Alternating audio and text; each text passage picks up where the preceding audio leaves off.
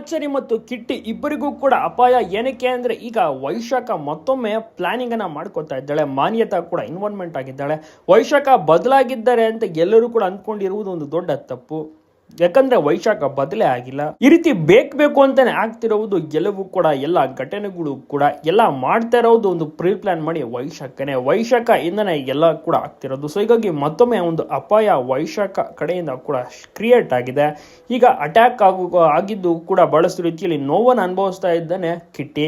ಒಂದು ಬಹಳಷ್ಟು ರೀತಿಯಲ್ಲಿ ದೇವರ ಕಾರ್ಯಕ್ರಮ ಮತ್ತೆ ತೀರ್ಥಯಾತ್ರೆಗೆ ಹೋಗ್ಬೇಕು ಅಂತ ಆಚಾರ್ಯರು ಅಂದ್ಕೊಳ್ತಾರೆ. ಆದ್ರೆ ಬೇಡ, ನಾನು ಹೋಗ್ತೀನಿ ಒಂದು ಟೈಮ್ನಲ್ಲಿ, ಹೋಗೋದು ಬೇಡ ಅಂತ ನಂತರ ಕಿಟ್ಟಿ ಕೂಡ ಹೊರಟು ಆ ಒಂದು ಟೈಮ್ನಲ್ಲಿ ರೌಡಿಗಳ ಅಟ್ಯಾಕ್ ಕೂಡ ಆಗ್ಬಿಡುತ್ತೆ. ಸೊ ಈಗ ಟ್ರೈನ್ ಬೇರೆ ಮಿಸ್ ಆಗೋಯ್ತು. 10 ನಿಮಿಷದಲ್ಲಿ ಟ್ರೈನ್ ಇತ್ತು, ಹೋಗ್ತಾ ಇದ್ದ ಅಂಥದ್ರಲ್ಲಿ ಈ ರೀತಿ ಅಟ್ಯಾಕ್ ಅನ್ನ ಮಾಡಿದ್ದಾರೆ, ತಡೆದಿದ್ದಾರೆ. ಇನ್ನು ತೀರ್ಥಯಾತ್ರೆಗೂ ಕೂಡ ಹೋಗೋಕ್ಕಾಗಲಿಲ್ಲ.